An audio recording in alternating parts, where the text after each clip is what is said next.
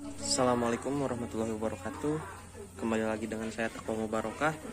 Sekarang saya sedang berada di SD Negeri Sindang Rasa untuk melaksanakan tugas manajemen berbasis sekolah yang ditugaskan untuk mewawancarai salah seorang guru menjadi narasumber. Mungkin sekarang kita lanjut masuk saja. Untuk narasumber sudah siap, ada Ibu Hani Haryani dan Bapak Jajang Sopian.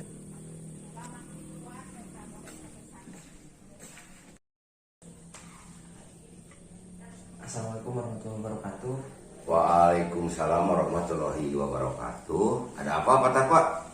Ini Pak, saya ada tugas dari kampus untuk mewawancarai salah satu guru di sekolahan tempat saya belajar, yaitu tentang manajemen berbasis bisnis Di sekolah. ya, di sekolah. Mungkin saya langsung ke pertanyaan yang pertama ya Pak. Yang pertama itu, menurut Bapak apa itu konsep manajemen berbasis bisnis? Mungkin di sini saya akan luruskan ya. Yang dimaksudnya dengan bukan manajemen berbasis bisnis, tapi manajemen berbasis sekolah, atau yang bisa kita biasa disebutkan dengan MBS ya. Dalam prinsipnya MBS ini adalah menuntun sekolah untuk belajar mandiri atau mempunyai hak mandiri, hak otonomi, terutama dalam hal manajemen. Yang dalam hal manajemen ini adalah pengelolaan atau tata kelola sekolah, mencakup seluruh kepentingan yang berhubungan dengan peradministrasian, terus misalnya pengelolaan masalah BOS, penata usahaan masalah siswa, juga penata usahaan masalah standar dan prasarana, ya seperti itu prinsipnya dalam yang namanya dengan MBS tersebut. Ya, apalagi Pak? Pertanyaan selanjutnya, bagaimana cara mengimplementasikan MBS ini di sekolahan? Dalam pengimplementasian ini tujuannya dulu ya. Tujuannya itu adalah meningkatkan kepedulian warga sekolah dan masyarakat dalam menyelenggarakan pendidikan atau meningkatkan tanggung jawab kepala satuan pendidikan ya. Juga meningkatkan kompetensi sehat antar satuan pendidikan serta meningkatkan efisiensi, relevansi dan keberagaman. Dalam hal ini implementasinya adalah penerapannya, jadi kita didorong atau diarahkan untuk belajar mandiri dengan melibatkan seluruh warga sekolah. Yang dimaksud dengan warga sekolah itu ya terutama mungkin guru-guru, kepala sekolah, penjaga sekolah, juga termasuk orang tua murid, murid kita sendiri juga, dan warga masyarakat yang ada di sekitar sekolah tersebut. Namun tidak menutup kemungkinan juga kita harus adanya kemitraan dengan seluruh lembaga yang peduli terhadap pendidikan, baik itu yang lembaga formal maupun lembaga non formal, ya seperti itu. Silakan apalagi. Selanjutnya, bentuk pengimplementasian di sekolah ini seperti apa? Mungkin dari segi kurikulum yang digunakan di sekolah ini seperti apa? Terus kelebihan dan kekurangan kurikulum tersebut gimana? Dalam bentuk pengimplementasian secara umum itu ada beberapa hal. Salah satunya adalah bentuknya kemandirian, di mana kemandirian itu kita ambil kata dari kata mandiri, berarti berdiri di atas kaki sendiri, yang artinya kita berupaya berusaha untuk mampu dan bisa mengelola seluruh penataan sekolah,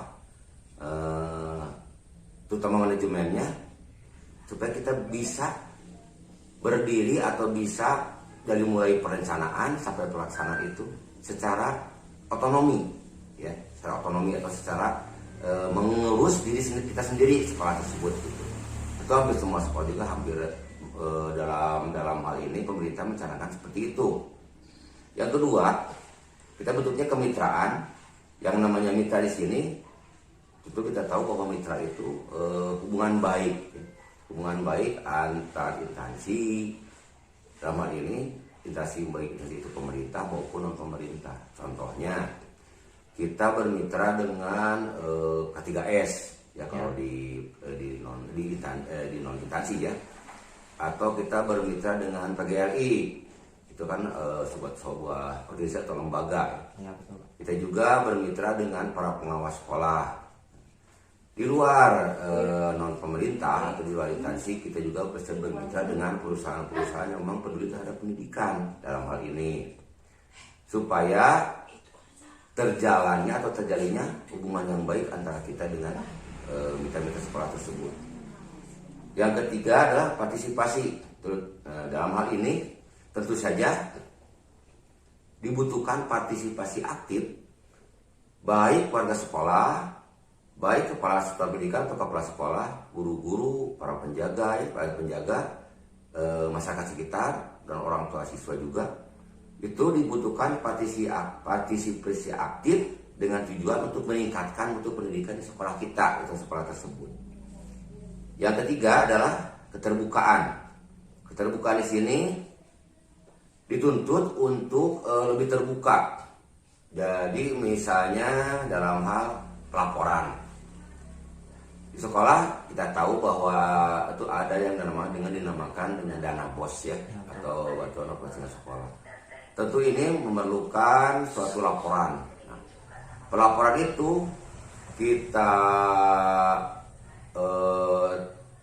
bentuknya itu baik berupa LPJ ataupun berupa secara keterbukaan kepada masyarakat atau pada orang tua siswa di sekolah tersebut, karena mereka juga sudah tahu bahwa kita tuh mendapatkan bantuan operasional sekolah dengan cara misalnya kita mengadakan suatu rapat orang tua, kita kemukakan berapa pendapatan bos itu, dikemanakan uangnya, bentuknya seperti apa, jadi agar mereka tidak ada prasangka yang jelek terhadap sekolah tersebut.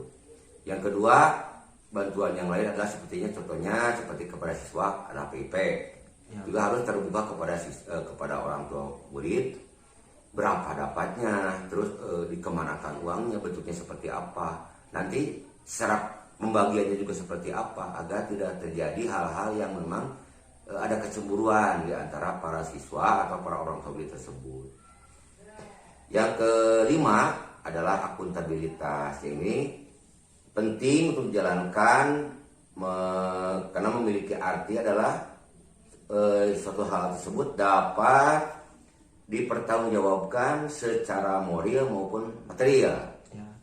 Cara moralnya misalnya kita jangan ada tertutup ya, harus terbuka. Yang keduanya secara material kita itu kalau misalnya orang tua ada yang atau orang tua atau dinas terkait ataupun yang berkepentingan terhadap pelaporan, kita tuh harus kata bahasa Sunda tuh burak lah gitu ya.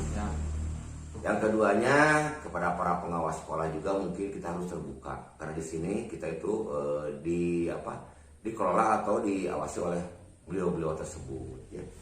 Yang seperti itu mungkin bentuk implementasinya dari MBS tersebut.